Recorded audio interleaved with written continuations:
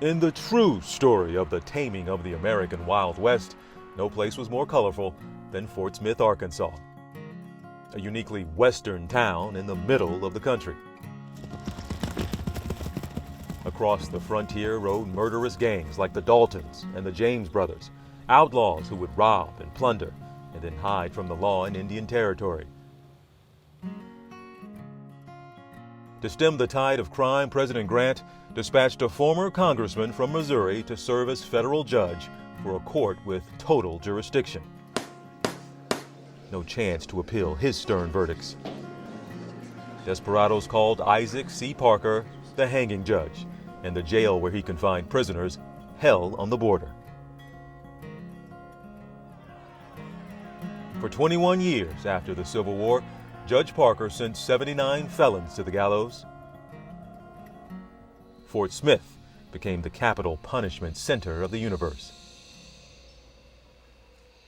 Our story begins on September 1st, 1896, at the close of a violent era. By act of Congress, Parker's court was stripped of its legal authority over Indian Territory, now the state of Oklahoma.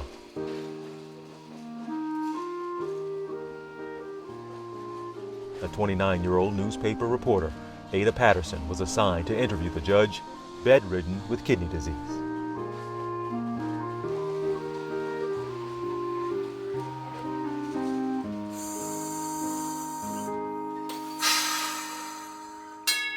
Federal Courthouse.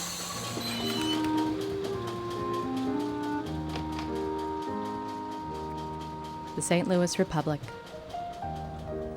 The scepter departed from a judicial Judah last Tuesday.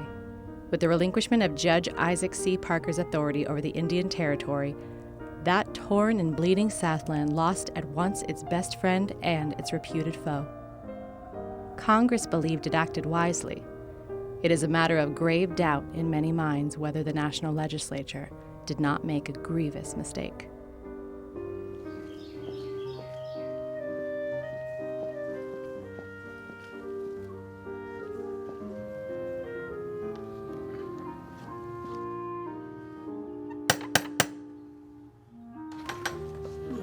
Good morning, Mrs. Parker. I'm Ada Patterson from the St. Louis Republic. The house that has been the home of this just judge and his family for the past 15 years is a large brick structure with a curiously homelike look about it. Judge, dear, Miss Patterson, the reporter, is here to see you. Oh, good. Miss Patterson, have a seat, dear. Hello, Miss Patterson. Your Honor. He is the gentlest of men, How was your day? courtly of manner and kind of voice and face.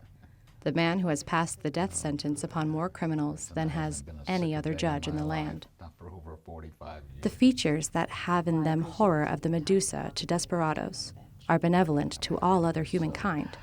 I am the most misunderstood and misrepresented of men.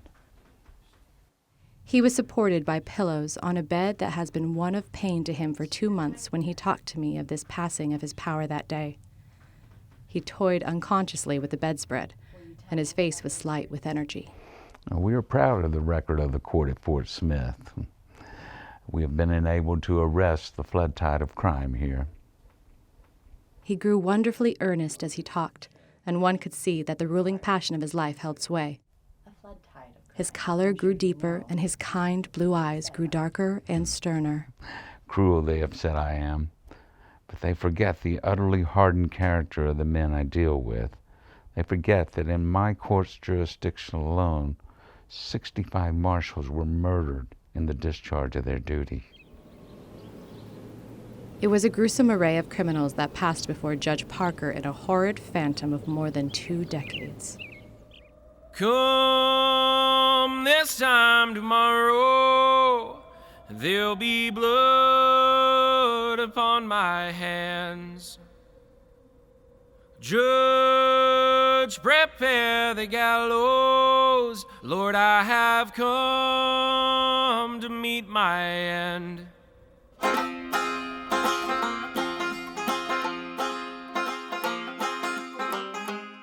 You stand convicted by the verdict of the jury, and on the day of execution you will be hanged by the neck until you are dead. And may God, whose law you have broken, have mercy on your soul.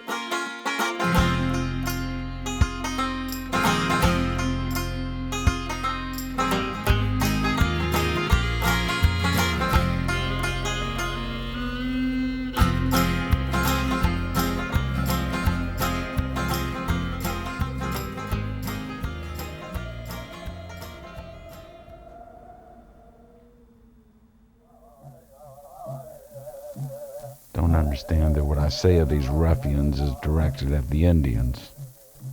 21 years experience with them has taught me that they are religiously inclined, law-abiding, authority-respecting people. The Indian race is not one of criminals.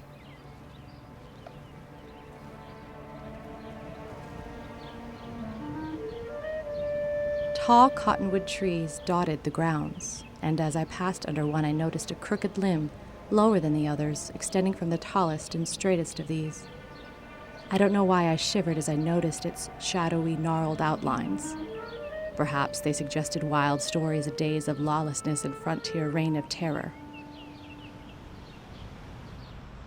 It's always frustrating for citizens of the Five Tribes to hear that narrative that this area was just lawlessness. My name is Stacy Leeds, and I'm a citizen of the Cherokee Nation. I'm a law professor at the University of Arkansas, and I'm one of the former justices on the Cherokee Nation Supreme Court. The building that we're sitting in right now was a judiciary that had been active for over 3 decades before Judge Parker ever took the bench. And so, you know, it was courts of general jurisdiction hearing criminal cases, civil cases. When you think of a court system, this was it. And so, you know, the idea that the Cherokee Nation or the other of the Five Tribes had no justice, had no law and order, is just a narrative that's not true.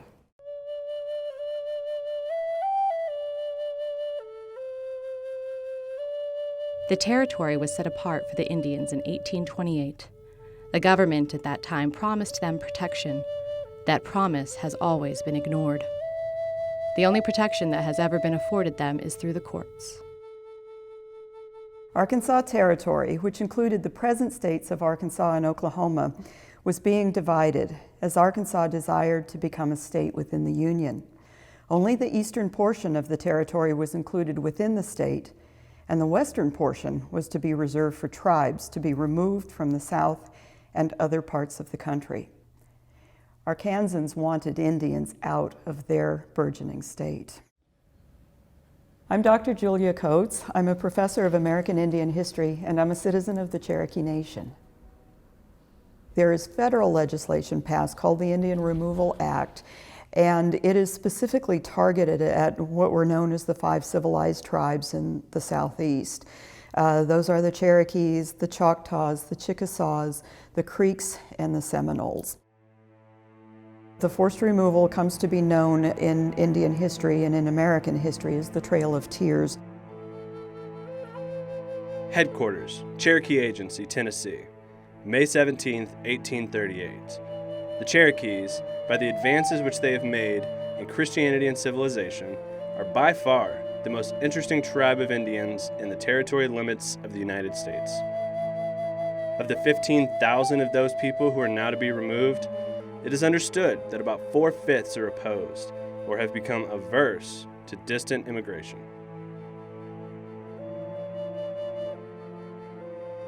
The Indian Territory becomes a dumping ground where tribes from across the plains in particular start to be forcibly removed now as Western settlement begins to pour across that region as well. I'm not sure there's another place in the United States where you could find an area, a place with that sort of a radius with Fort Smith at the center that had that many different cultures in it at that time, that many different authorities. I'm Elliot West. I'm a specialist in the history of the American West. All of these tribes, of course, have different cultures. There's no such thing as an Indian way of life or Indian culture or Indian language.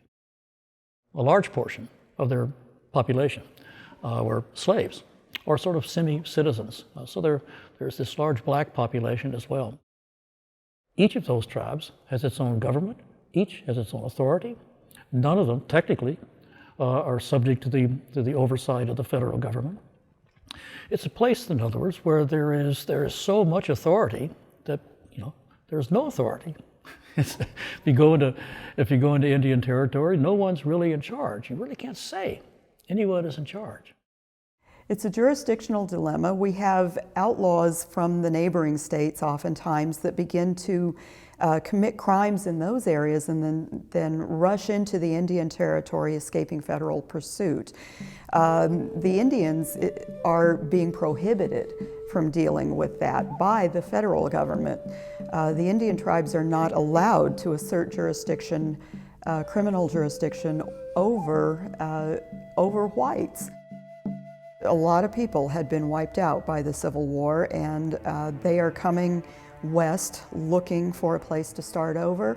There's a notion that there's free land, open land available in the Indian Territory, and so they are pouring in droves. The intrusion of whites into those Indian nations is so severe that the white population begins to overwhelm and outnumber the Indian population. Chaos might be a little strong, but it was quite a mess in terms of anyone trying to bring control to it. And that made it, of course, an ideal drawing place for people who were trying to evade authority. If you rode west out of Fort Smith, you were sort of like Alice, dropping down into a rabbit hole. You're moving into a different world indeed. The place had just sort of gone feral.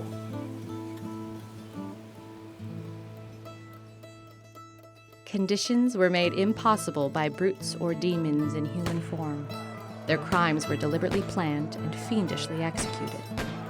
Robbery was the chief incentive, and the victims were usually men with whom the murderers traveled on long, lonely rides across the plains.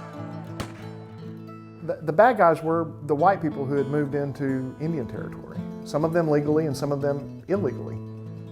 My name is Tom Wing. I'm assistant professor of history at the University of Arkansas, Fort Smith. And previous to that, I was interpretive park ranger and historian for the National Park Service at the Fort Smith National Historic Site. It was a vast territory where there were plenty of places to hide, and it was lucrative to commit crime. Do not let us add another chapter to a century of dishonor by breaking up their local government. Their local governments are better than any territorial system we as a government can establish over them. What the Cherokees wanted was that the federal government made good on their promise to remove people who didn't belong there. And that's where the Cherokees and the other tribes would have welcomed federal action. But the federal action far exceeded that. In the administration of the law for the Indian Territory, Judge Parker was a necessity. The Almighty created him for a purpose. William Henry Harrison Clayton, District Attorney, Federal Court of the Western District of Arkansas.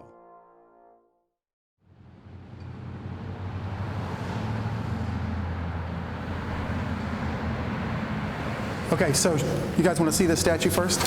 Okay, so here we go.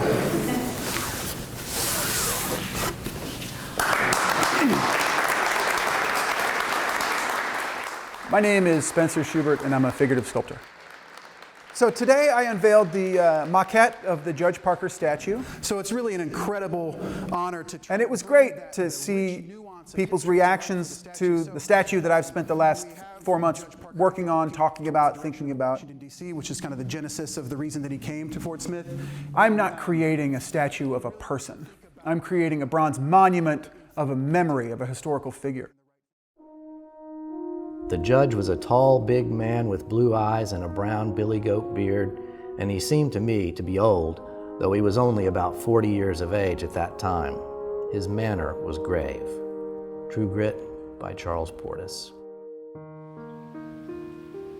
Judge Parker was born in Belmont County, Ohio in 1838. In 1859, he came to Missouri and engaged in the practice of law in St. Joseph. He espoused Republican principles, was a presidential elector, and assisted in casting the vote of the state for Lincoln. He's a lot like what we all learned about Abraham Lincoln. He learned law reading books at night by candlelight himself in his log cabin. Eventually he studied to the point that he could pass the bar and became a lawyer, and then that began his law career. In 1870, he was elected to Washington, D.C., March 9, 1875. U.S. Grant, President of the United States. Sir, I hereby make application for the appointment of United States District Judge for the Western District of Arkansas. My knowledge of Indian affairs attained by reason of my connections with the Indian Appropriations, while on the Committee of Appropriations, I think will give me some advantages in the way of qualifications over others who may live farther east, since the 5 civilized tribes of Indians came within the jurisdiction of this court. Your friend, I.C. Parker. President Grant chose Parker as the chief judicial power of western Arkansas and the region extending to Colorado. He was the youngest judge on the federal bench. Reposing special confidence in the wisdom, uprightness, and learning of Isaac C. Parker, I have nominated, and by and with the advice of the Senate, to appoint him to be Judge of the United States Court for the Western District of Arkansas, given under my hand in the city of Washington, the 19th day of March, in the year of our Lord, 1875. U.S. Grant, President. And Judge Parker, you've been on the bench 21 years here. I did not expect to stay more than a year or two when I came. The president said to me, stay a year or so and get things started. But I'm still here, as you can see. Fort Smith, a small village on the border of the Indian Nations, where gunshots and violent death were commonplace. One of the roughest and toughest towns of the Old West. So in 1875, when Judge Parker sets up court, I think everyone needs to erase from their mind the Hollywood cowboys and Indians type visual. So the houses and the schools and the farms that you would have seen here in Cherokee Nation post-removal, and certainly during the time frame of Judge Parker's term, it would have looked like any type of frontier town. It would have been stores, it would have been commerce, it would have been, horses and buggies. The case on the docket is United States versus Shepard Busby and William Busby. The defendants are charged with the murder of Barney Connolly, a United States Deputy Marshal. Is the government ready to proceed? Yes, Your Honor. Is the defense ready? We are, Your Honor. Mr. Clayton, call your first witness. The government calls G.S. White to the stand. Mr. White, you're a deputy marshal and a bailiff here, aren't you? Judge Parker's life at Fort Smith has been a busy one. He has presided over what was practically a perpetual court. The sessions lasted from 8 a.m. till dark. 13,490 criminal cases have been listed on the docket. About 70% of those tried were either convicted by a jury or entered pleas of guilty. 79 had been executed, 1 was killed while attempting to escape, and 4 have died in jail. Territory has always been infested by a class of the refuse of humanity, to whom I have called criminal intruders. They're refugees from justice from other states. They've perpetrated several murders and then come to the new country with a tigerish appetite for blood. Often they come from a race of criminals, and it's with their foul heredity for crime we have to contend. It's hard to imagine, a situation that is more primed for violence of that sort and more likely to produce people like the Daltons, like the James gang. That was the world then that Isaac Parker, somehow had to begin to adapt to when he comes down there from Missouri in 1875. These were destitute, desperate people, and they didn't value life.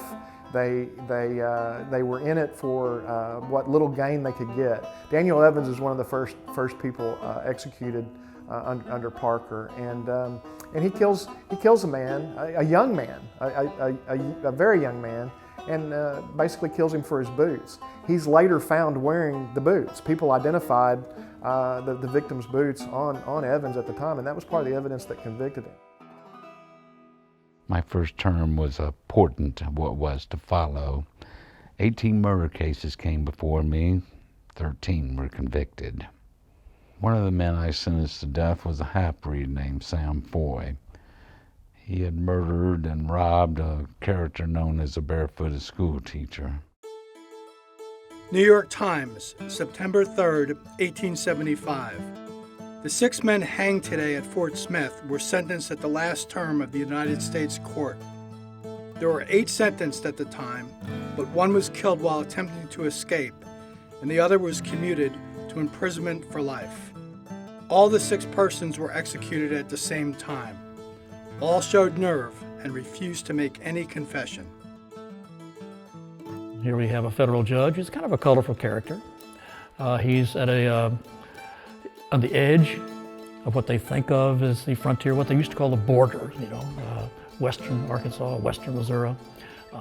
So he sort of caught the imagination of people at that time. And the fascination was always on crime and violence, and more particularly on hanging. The numbers of defendants that were hung, the majority were Indian and Black defendants, and then the minority would have been white settlers or the outlaws. Some of the Cherokees that were apprehended in the diaries, there's comments like, kill me now, but don't take me to Fort Smith. A desperado who murdered a camper and followed the murdered man's young son into the brushwood and killed him even while the little fellow was begging for mercy was one of the men who I sentenced to death. It did not appear to me to be an act of cruelty to sentence that fellow to hang by the neck until he was dead. Half of Isaac Parker's time here, he was his own appellate judge in addition to the district court judge. That's giving a lot of power to one person, obviously. How many times are you going to see a judge change his mind on the appeal that he's already decided in a previous court case? Mrs. Elmo Myers, 84 years old, was born in Arkansas near Fort Smith, but most of her life has been spent in what used to be called Indian Territory. In her past are the days when she knew the man who first owned this rocking chair, the famous Hangin Judge, Isaac Parker. He was mean to the mean folks, but he wasn't good people. He wasn't mean to them. As a child, she played at Parker's knee and fondly recalls his kindness. He just was a nice man, that's all.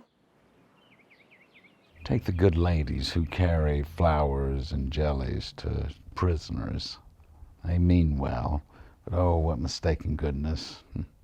What motives of sincerity, piety, and charity sadly misdirected.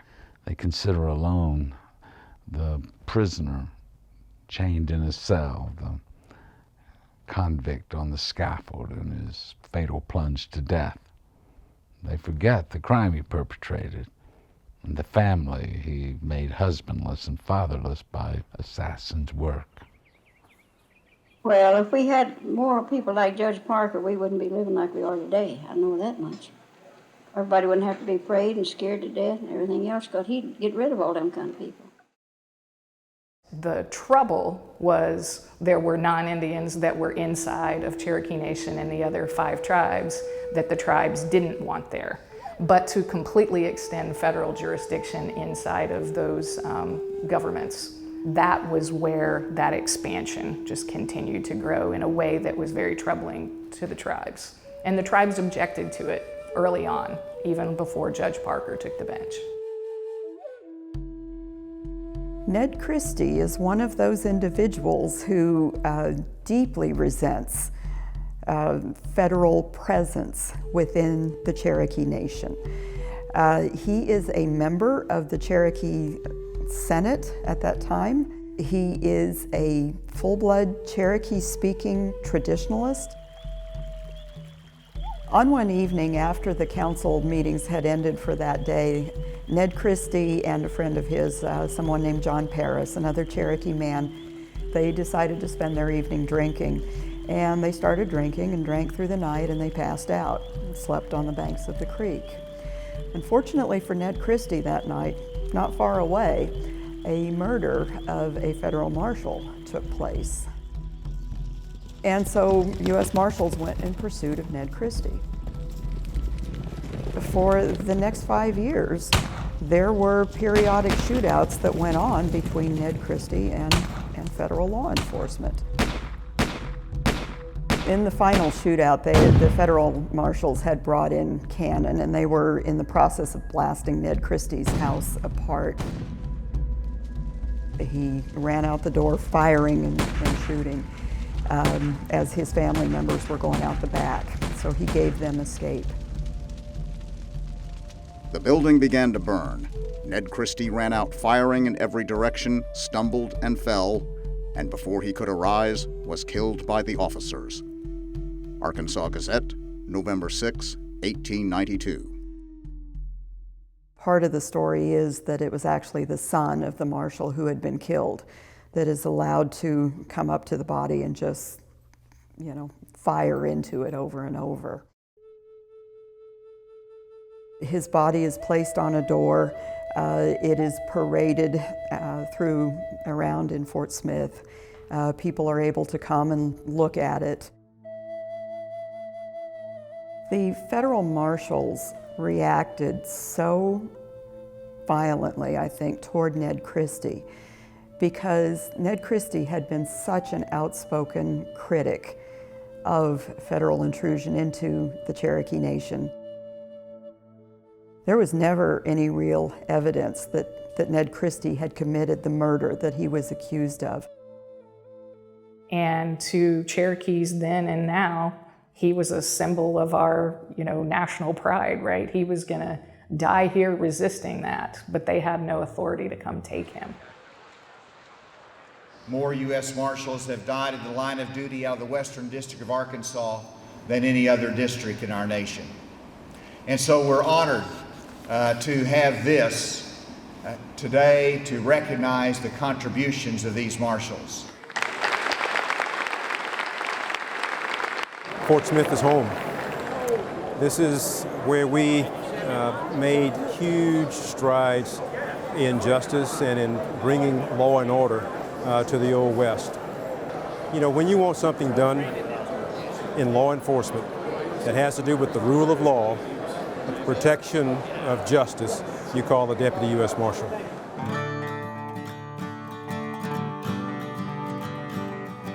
It takes men who are brave to uphold the law here. The officer must stand on the offensive and overcome the danger and take his man, or overcoming by violence, if necessary. We are the most hated humans and the most hunted by the bad men. There is no medical fee, nothing for disability or burial. They were just ordinary mortals who took their jobs to feed their wives and children. John Carroll, U.S. Marshal. They were tough, they had to have a certain skill set that allowed them to be able to do the work that they did in dangerous conditions. For more than 20 years, Guy Nichols has worked at the Fort Smith National Historic Site, which once housed the Parker Court.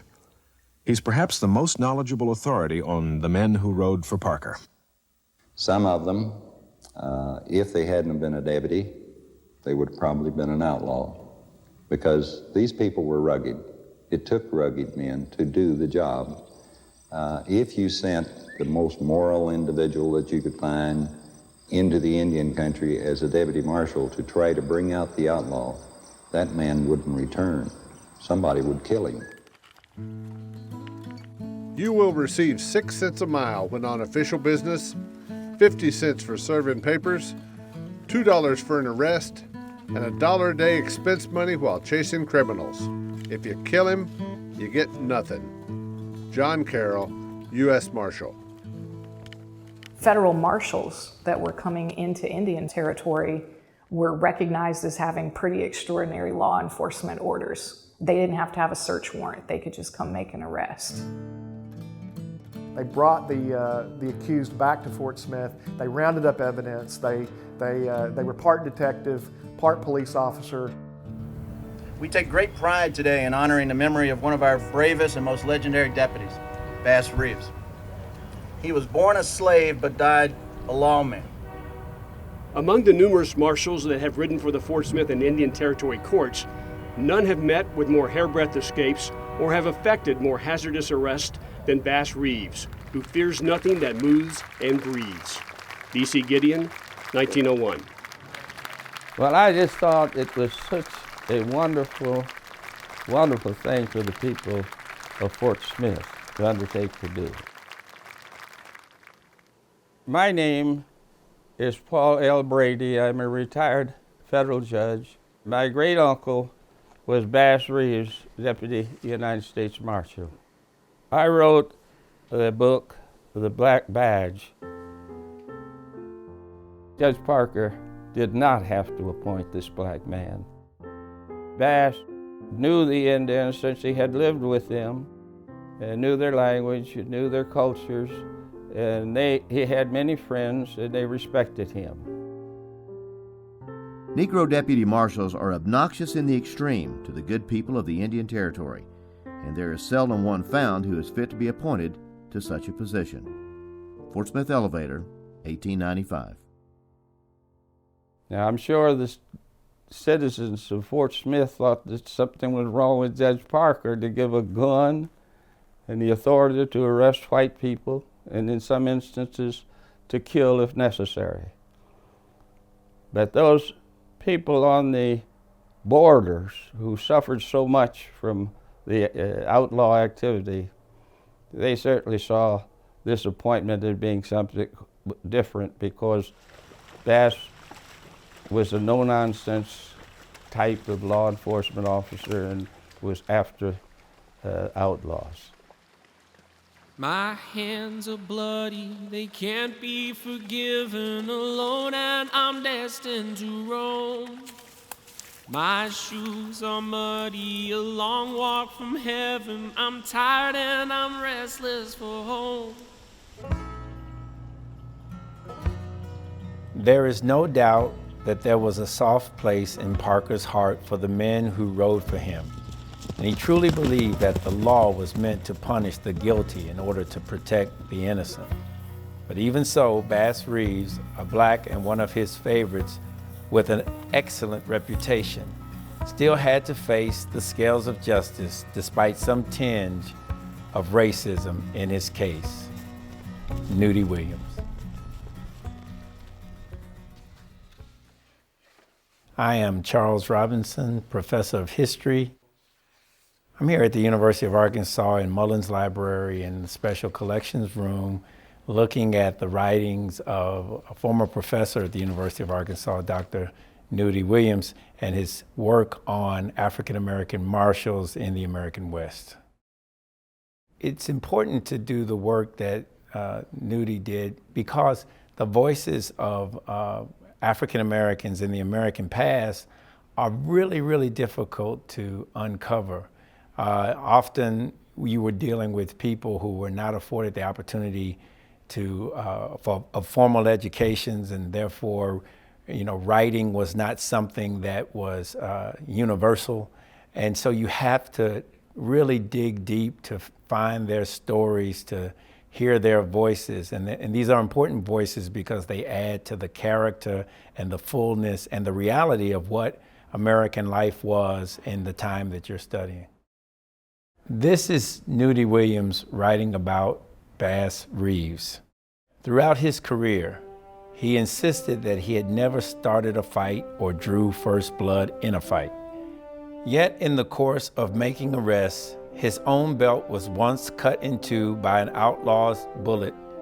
His hat brim was shot through, his buttons were shot off his coat, and his bridle reins were shot out of his hands while pursuing all kinds of bad men. Just another young gunslinger who doubted my ability with these 6 guns. He was real fast, but like a lot of them, they couldn't shoot both fast and straight. Bass Reeves. I have always been so impressed with his integrity in doing just basically what was right. And this is what justice is all about. How about some water, Mr. Reeves, huh? Keep moving, gentlemen. It's a long way to Fort Smith. Bang! Even though he had used a 6 gun, but he's going to get the job done. He was also very crafty. Some of the stories we have from Bass Reeves involve him assuming disguises and luring people as a beggar or a homeless person in need of stuff, and taking advantage of that all the time while he's got his badge and his handcuffs and his pistol hidden under his loose clothing. Bass Reeves was absolutely fearless and knowing no master but duty. He was sent to arrest some of the most desperate characters that ever infested Indian Territory. At times, he was unable to get them alive. But Bass Reeves always said he had never shot a man when it was not necessary in the discharge of his duty to save his own life. Muskogee, Phoenix, 1910. Judge Parker told Heck Thomas, William Brothers, and me to take a swing through the territory and pick up all the whiskey peddlers we could encounter. The word would flash around pretty fast that Judge Parker's men were in town. Red Lucas, Deputy Marshal. There's a real need for federal officers in the territory, and they say Fort Smith is a modern city with churches and schools for our children. I have a wife and children to feed, too. Heck Thomas, Deputy Marshal.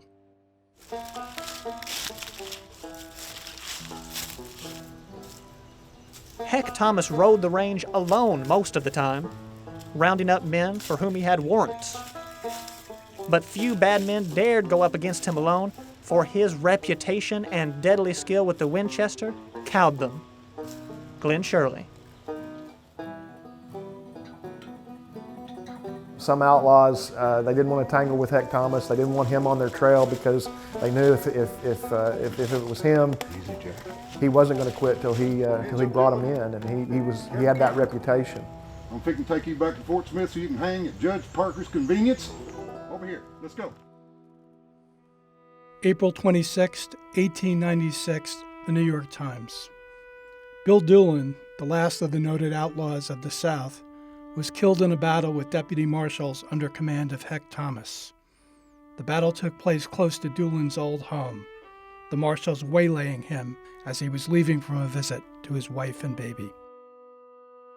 I don't know if there was a outlaw that was more riddled by bullets. It wasn't until Bonnie and Clyde met their demise that you had somebody that was so ventilated by bullets. And as was their custom, they took off his shirt so everybody could see that, yeah, it was Bill Doolin. He clearly was dead, and he was clearly shot.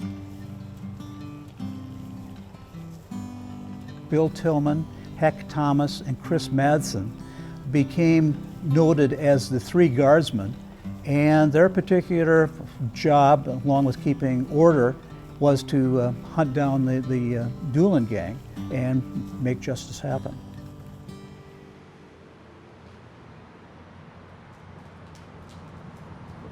My name is Frank Scheid. I teach film history and criticism.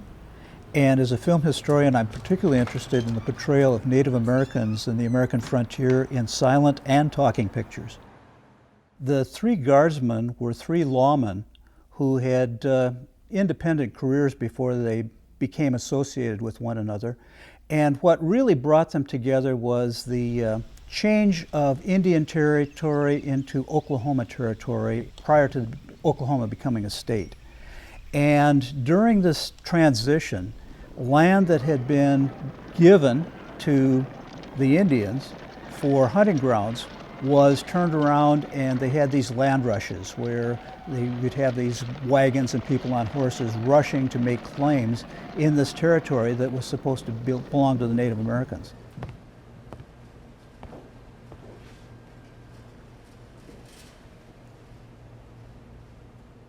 In 1908, Bill Tillman directs this film called The Bank Robbery, and it features Al Jennings, who was a lawyer turned crook. And Bill Tillman comes in, and he's both the director and one of the individuals associated with being the lawman that's dealing with villains like Al Jennings. And you also have shots of Quanah Parker, because Quanah Parker was this very well-known, very respected Comanche chief. Heck Thomas is in it. He's one of the lawmen, which he was in real life, and he's more formally dressed. He's wearing a tie. The film has an authenticity in terms of that's the type of place it was, this is the way they were dressed. They weren't glamorizing anything. They could be criticized for saying that it's not really clear what's happening most of the time. And at one point they actually pan, and you've got bystanders watching the movie suddenly being part of the film. So it has this interesting documentary aspect of it. In 1915, the passing of the Oklahoma Outlaws was made in the border states where the American frontier was creating all this fantastic and fascinating history. And the individuals that produced it and are in it were the ones associated with the history itself. Bill Tillman, he's seen throughout, so he's easily recognized. He's this portly, by this time, somewhat older individual. E.D. Nix and Chris Madsen are actually identified, and with the case of Chris Madsen, with a telegram. So they're identified by name in terms of, okay, here we are. So they know how to tell a good tale, and they don't always use the medium that well when they're doing it themselves, but they have no problem with letting their particular perspective being shown.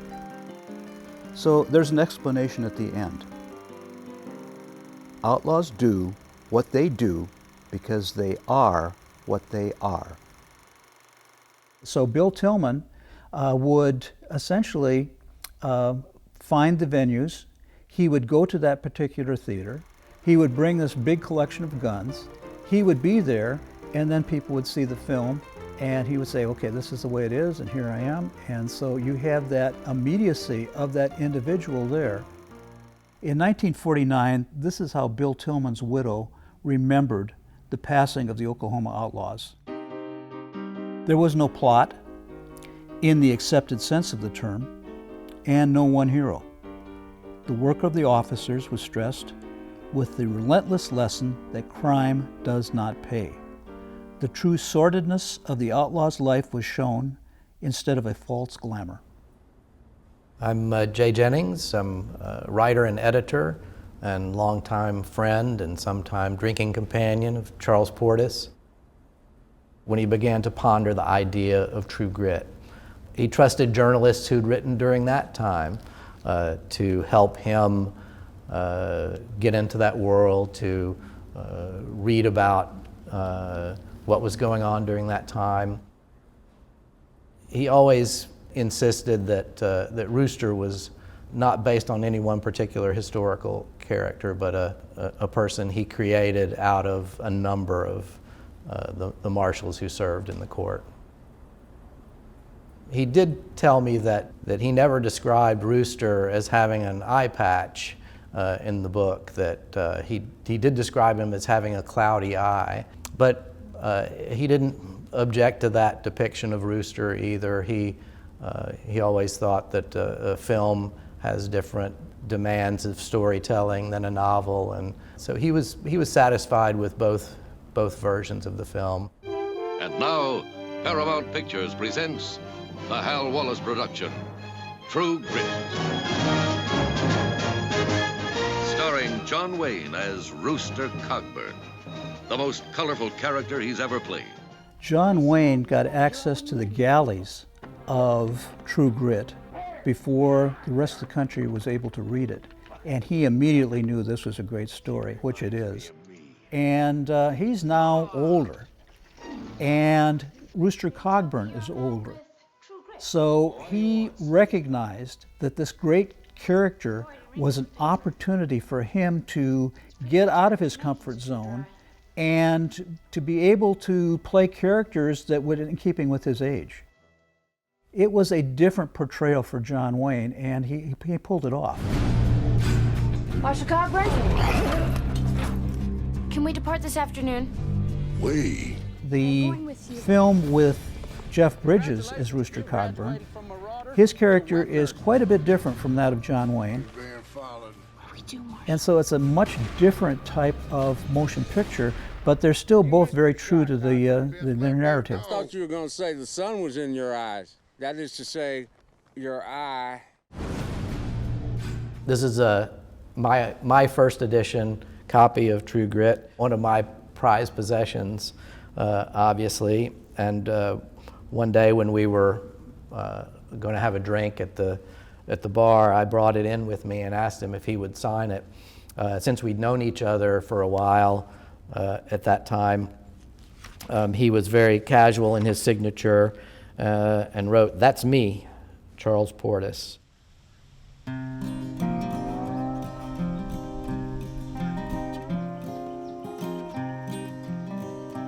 At a point in the Indian Territory where the trail leading from no man's land crosses the North Fork of the Canadian River stands a sign bearing the legend, Fort Smith, 500 miles. A well-known bandit gang, raising their Winchesters, each fired several volleys at the innocent guide board, as if to show their contempt for Fort Smith and the federal court.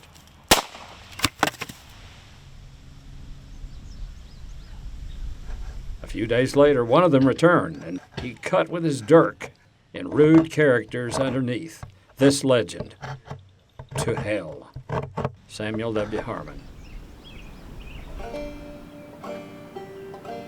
Near the river stands the United States Jail, a long, low structure of red brick, remains of the old fort. The old jail had taken on the hue of a gray haze that had settled about the building, the trees, and the low, broken whale. The figures of the guards on the veranda looked gray too, and indistinct. I remembered standing one evening at the entrance of the United States Jail when an old Arkansas gentleman passed and, looking in for a moment, paused and listened to the ribald songs and coarse, brutal jests that fell from the lips of the prisoners. He heard the demoniacal yells, saw the prisoners, Indians, and whites, and Negroes all mingled together in a heterogeneous mass, and turning to me with a look that spoke the anguish he felt, remarked, "If this is not hell, I do not know where hell is." "Yes," replied a bystander, "and it is right on the border." Samuel W. Harmon, 1898. It is manifestly unjust and cruel to confine detained witnesses and boys charged with minor and first offenses in the same room with murderers and outlaws. Benjamin Brewster, Attorney General of the United States. There's not much light and air going on in here. Notice there's only 4 windows at either end of this room. So you can imagine the smell in here. In fact, it smelled so bad they actually put sawdust in between the floors to keep the smell from going upstairs into the courtroom. There was constant complaints about that. It was a stinking, horrible place. Conditions were such that it was extremely humid and hot in the summertime. It was cold in the winter. So you had temperature extremes in there. Hygiene was non-existent. Thus, we see the accused take their chances in gunfights a lot of the time with the deputy marshals rather than submit to coming to Fort Smith. The dark, crowded underground hole is noisome, with odors of every description, horrible with all horrors, a veritable hell upon earth. What excuse has the government of the United States to offer for the existence and continuance of this scandal? Anna Dawes, 1885. Anna Dawes, the daughter of a senator from Massachusetts, comes to Fort Smith. She's going to write a very important article in a magazine that's going to gain attention back east. That article is going to have her father take on the mantle of reforming the federal jail at Fort Smith and getting a new jail wing built in 1886.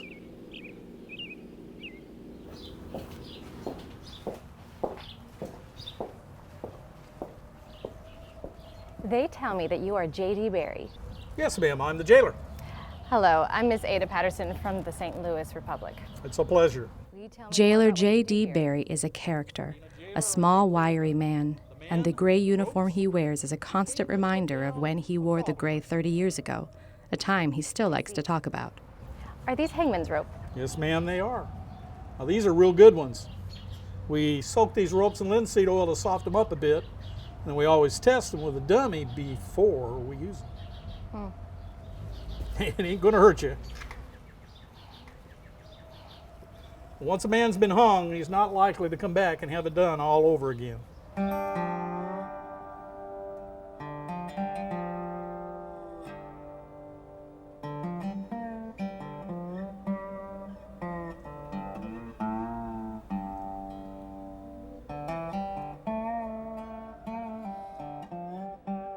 The Rufus Buck gang made the Daltons look like kindly Sunday school superintendents. The men inside the dungeon sent up a greater clamor, pounding on the bars and shouting out they did not want the five admitted. So fiendish, so terrible were they.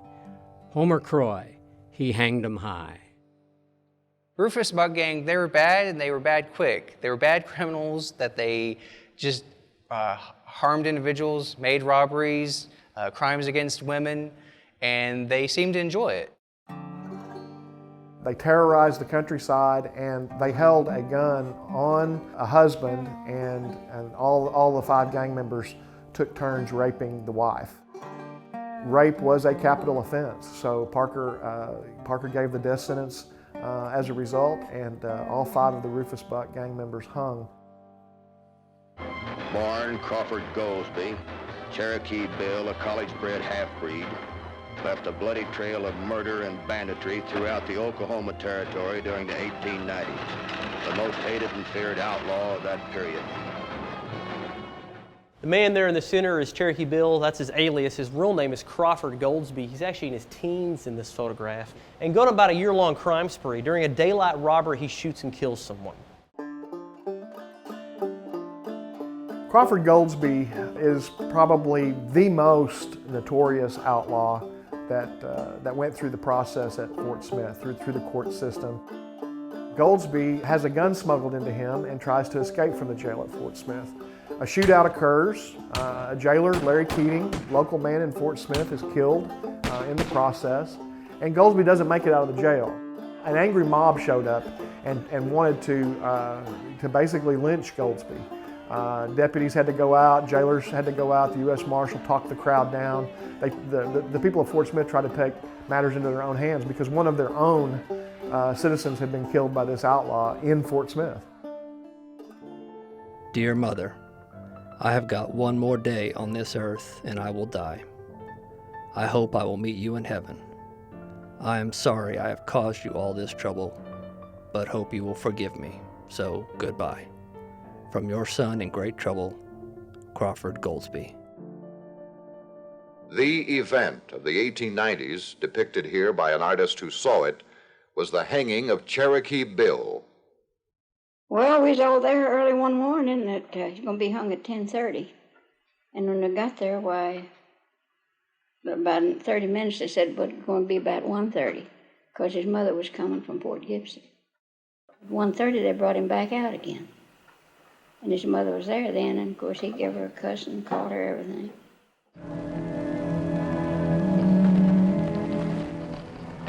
On March the 17th, 1896, Cherokee Bill took his last walk to the gallows in the prison yard at Fort Smith, Arkansas.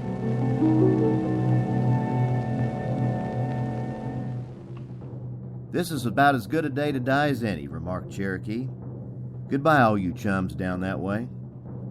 Fort Smith Elevator, March 20th, 1896. He said, well, you ready? I said, yes. I said, all right, put that black hood over his head. Pulled a little old lever there and down he went. There was a cracking sound as the trap sprung and the body shot downward. He felt no pain, and his death came quickly. So it was at this point, all the men would have been stacked up on the actual trap door. They'd have been walked out, their feet would have been pinioned, their hands would have been tied behind their back, and they'd put a black cap over their head. So the last thing they see literally on earth through that black cap is just all the crowd gathered around them. Judge, prepare the gallows. Lord, I have come to meet my end. There was to be a triple hanging at the federal courthouse in Fort Smith, and people from as far away as East Texas and North Louisiana were going to see it. It was like an excursion trip. True Grit by Charles Portis. If you knew that there'd be an execution in 2 weeks, the story goes that you could ride in from your farm, make a weekend out of it, do your shopping, see your family, and for whatever morbid or sensational relationship that you had with the spectacle of the execution, it was certainly probably something to witness. And it achieved a carnival-like atmosphere.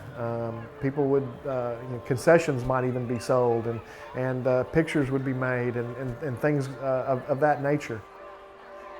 Parker, in his position, didn't like that. So he ordered an enclosure built.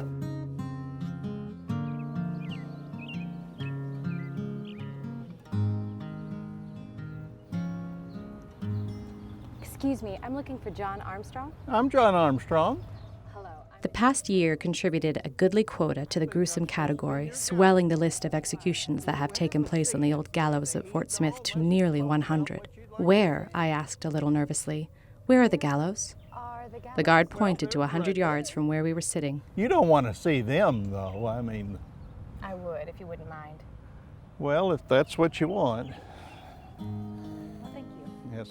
I followed along the narrow pathway, wide enough for but one, that led from the jail to the gallows. It is a well-defined path. It has been trodden too often.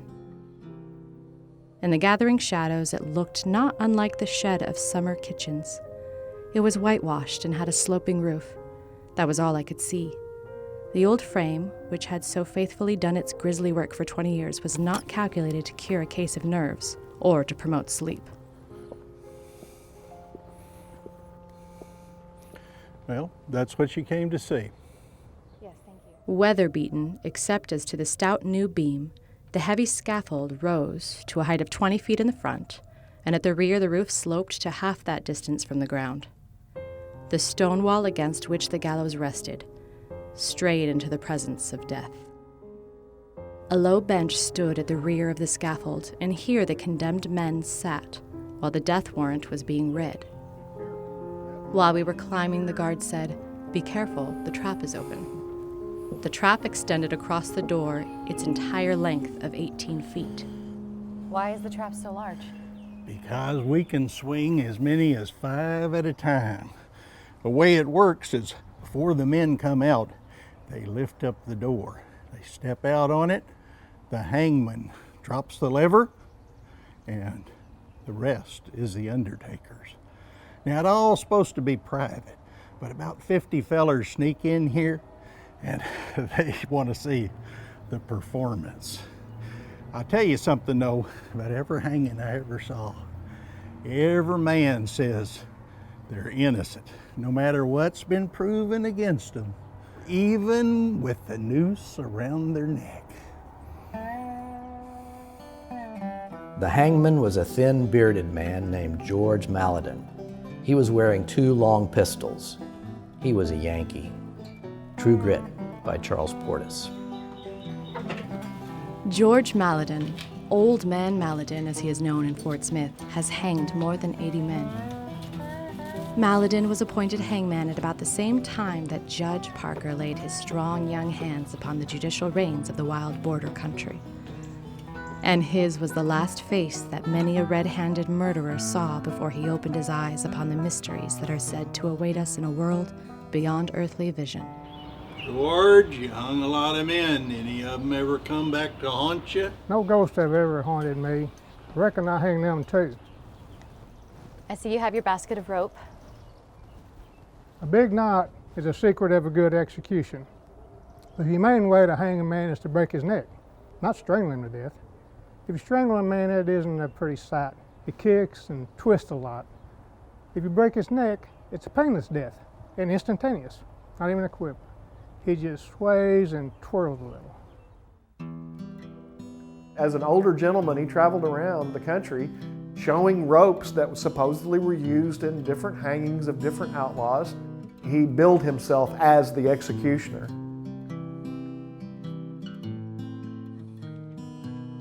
This is not fiction, and I did not make the characters which the book reveals.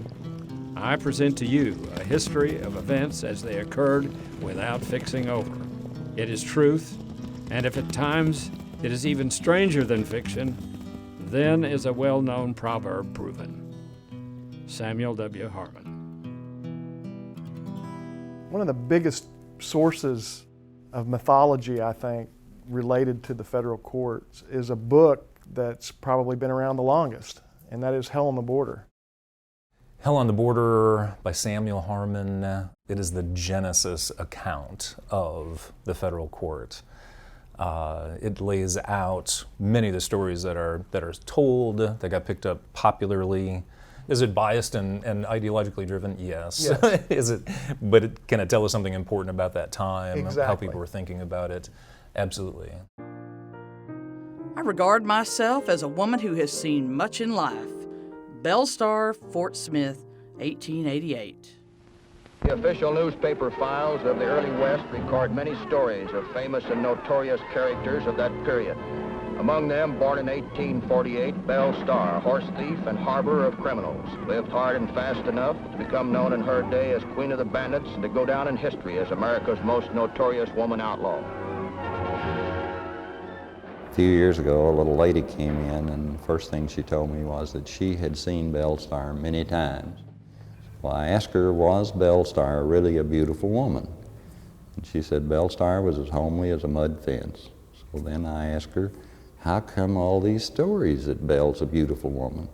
She said, according to the same stories, Belle was the only woman that went into the saloons and drank with the men in the 1870s and 80s. She punched me in the ribs with her bony little elbow and said, son, let's face it, even today, one woman in a saloon full of drunk men, naturally she's a beautiful woman.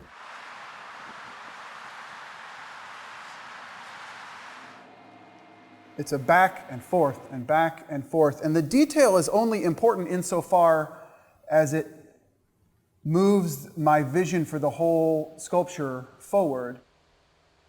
I have spent hundreds and hundreds and hundreds of hours staring at, reading about, thinking about, making attempts at a likeness of Isaac Parker. So there is an intimacy between my idea of him and my idea of myself. And so the Judge Parker that I'm trying to represent here is not the young Judge Parker who has just arrived at the frontier, and not the old Judge Parker who, basically held court almost up to the end of his ability to stand. But it's a combination of those two where he knows the score, he understands what he's doing, but he still has a youthful vitality. I am refining the expression, capturing the nuance of the expression that I want the statue to have. I am refining the fine details of the clothing. The major movements have passed. Right now I'm working on details that are going to tell the story. So the pin's really interesting, and it may be apocryphal, but the story is that his wife had a pair of earrings early on in their wedding, and they were these small little lizard earrings, and she lost one, and so she had the other made into a brooch. I've noticed you have an interesting stick pin on your nightstand. Is that a lizard? Yes, it is. This is quite a treasure. My wife Mary gave me this as a wedding gift. I often wear it on my lapel when I'm sitting on the bench. Gentlemen, you are called upon this day to make a most serious judgment involving one of the most heinous crimes that can be committed. If you find this man guilty, then he should be declared as such. If you believe the argument of the defense, then a verdict should be returned of not guilty. I think Parker was one of the greatest judges we've ever had. In fact, I think he was one of those people that could not be bribed. He couldn't be forced into something with political pressure. I have a motto for my court. No politics shall enter here. Dan, I've talked before, and you have some pretty strong feelings about Judge Isaac C. Parker. He progressively doubles down on his powers at the court. And from 1875 to 1890, the president was the only one that a death sentence could be appealed to. And so from 90 to 96, as the Supreme Court could hear death sentences, appealed death sentences, I believe it was 44 cases were heard, and 31 were overturned. Right. That's 70% of the cases that Supreme Court revisited getting overturned. One of the biggest rebuttals to his court was that they said he was leading the juries. And his response to that was that he said, it's okay that I'm leading the juries because I'm leading them to justice. So that statement, I think, reveals the fact that he had become a megalomaniac. I think in some ways what he said was right. He was so opposed to the appeals process. He didn't like the Supreme Court stepping in. And he felt like the Supreme Court was looking at one small piece of the case when he and the jury have heard all the testimony and seen all the evidence and made a decision based on the big picture. He didn't like the direction the court system was going at all, and he resisted that to the bitter end. He was offered 2 other positions. He was offered a judge position in Little Rock and one in St. Louis, and he turned them down. And part of his explanation for turning them down was he did not think anyone else could govern Indian Territory the way that he could. Well, guys, welcome to our courtroom. In many ways, this is kind of the high point to our story. You think about Judge Parker. What do we call Judge Parker? The what judge? The hanging judge, right? People talk about him being the guy who wanted to hang everybody. If you watch the movies and stuff, they'll even, I think, the movie Hang 'Em High, it has him, the judge doing a thumbs up, thumbs down thing like he's like a Roman Caesar. That's all movie stuff. In real life, believe it or not, Judge Parker was against the death penalty. He thought it was morally wrong. I kind of sympathize with the place that he was in intellectually. I've sat as a judge on a court, and when you're enforcing the law, you're not the person who wrote the law, you're the person there to interpret it.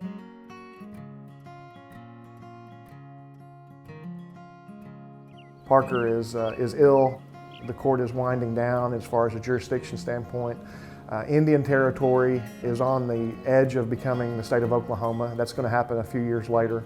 So times were changing. This feeling inside me is reaching its peak. But fame and misfortune is not what I seek. They've called me a heartless man and a bloodthirsty man, but no one has pointed to a specific case of undue severity. Have you noticed what a metamorphosis a man undergoes when he is talking of that which has more absorbing interest than anything else in life? Do equal and exact justice is my motto. To talk more now. Oh, Mary, I'm fine. But he had more to say, and his eager interest gave him an artificial strength. I believe in the abolition of capital punishment, provided there is a certainty of punishment, whatever that punishment may be. The trouble is with the bench, and behind it a maudlin sentimentality that forgets and condones a crime upon which the bloodstains have dried. The sick man was pale and exhausted when the earnest recital came to an end. When I bade him goodbye, the judge, whose warm heart is controlled by his keen mental vision and unerring sense of justice, said, Don't think me too much of a pessimist. I believe better times are coming. I brought you a Sunday edition of the St. Louis Republic for you to look through. Oh, well, thank you, Miss Patterson. Mary and I will enjoy reading that. It was an honor. It was a pleasure, Miss Patterson. Mary, Miss Patterson's ready to leave now. I am glad I have the honor of knowing this alleged cruel judge. The press and people view him through the glass of distance. But in my view, he is a 20th century hero, worthy the fame of the most just of Romans. More than all, he is a good man. Ada Patterson, The Sunday Republic, St. Louis, Missouri, September the 6th, 1896. On his deathbed, he asked for a priest and became a Catholic. That was his wife's religion. It was his own business and none of mine. If you had sentenced 160 men to death and seen around 80 of them swing, then maybe at the last minute you would feel the need of some stronger medicine than the Methodists could make. True Grit by Charles Portis. November 18th, 1896. The New York Times. Isaac Parker, judge of the United States Court for the Western District of Arkansas, died yesterday at Fort Smith from a complication of diseases. He had been located at Fort Smith and had probably passed a death sentence on more men than any other judge in the United States. Our beloved judge has fallen asleep. He will meet us and greet us no more in his accustomed place. He stayed not for partings and farewells. When we think of his bereft family, we long to speak words of sympathy as we stand with them in the shadow of great affliction. J. Warren Reed, Defense Attorney.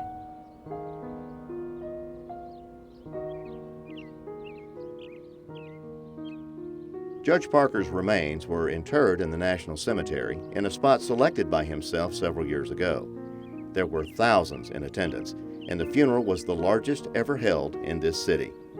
General Pleasant Porter of Eufaula Creek Nation placed upon Judge Parker's grave an offering of wild flowers. Fort Smith Elevator, November 20th, 1896.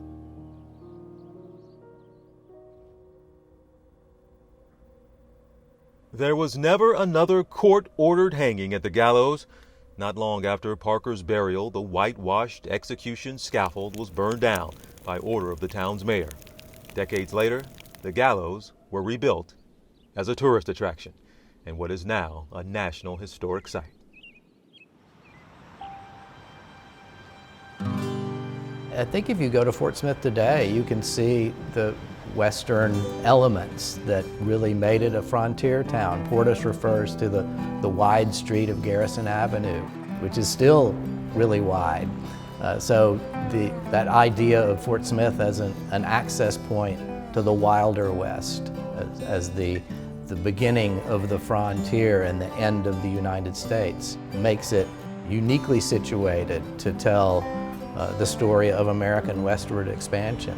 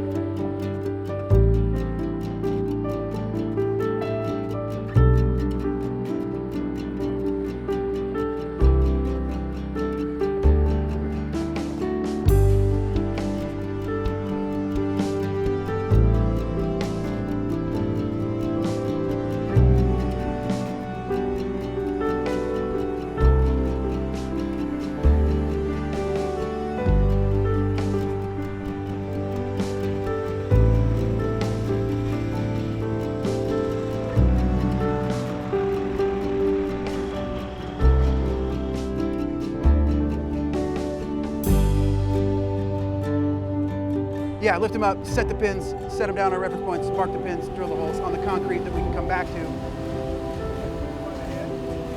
The Judge Parker I want to have existed is a person who was of his time, but aware of the world and the wrongs and the rights and his place in them. So we're gonna get him 2 inches down, and then we're gonna measure. That was a very tumultuous time in our nation's history. And we are clearly still grappling with the things that happened before, during, and after the time in our country in which Judge Parker gave his service. All right.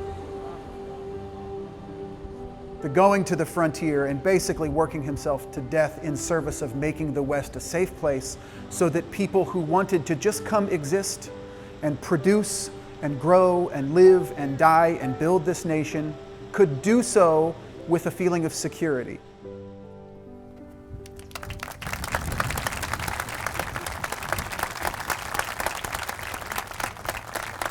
The stories that our history is full of are so interesting to dive into and learn about. Every single human being is full of layers and nuance, and I think respecting that and learning about that will lead us into the future. So thank you again, we appreciate it. Gateway Park will be a welcome and a treasured addition to downtown Fort Smith. And we now have Fort Smith downtown bookended by two of the greatest monuments in the state. Bass Reeves on the western end, and now this facility. What a great place we are today. And I want to also remind you that we are not here to celebrate the hanging judge. We're here to celebrate Isaac Parker, the community citizen. He was an individual who was instrumental in helping establish the public schools in Fort Smith, establishing health care in Fort Smith, starting a bank in Fort Smith. In fact, he gave the very first commencement speech at the Black High School when it was established in Fort Smith. So he was much more than a frontier judge. Well, it was a wonderful tribute to him by the city of Fort Smith. And it's a beautiful park, and for all to see. Anyone that comes to Fort Smith would be very impressed. Why is it that we are so mesmerized by these stories around him? Wasn't it just part of the federal court system? I think it was more than that. People want to find more than that in it. They want to read more. They want to see something about the time. By looking at Isaac Parker and trying to, and then thinking about trying to live their way, to imagine their way back into that period. That's, to me, is what's most interesting about him. I have often said to the grand jury, permit no innocent man to be punished, but let no guilty man escape. Judge Isaac C. Parker. With your blood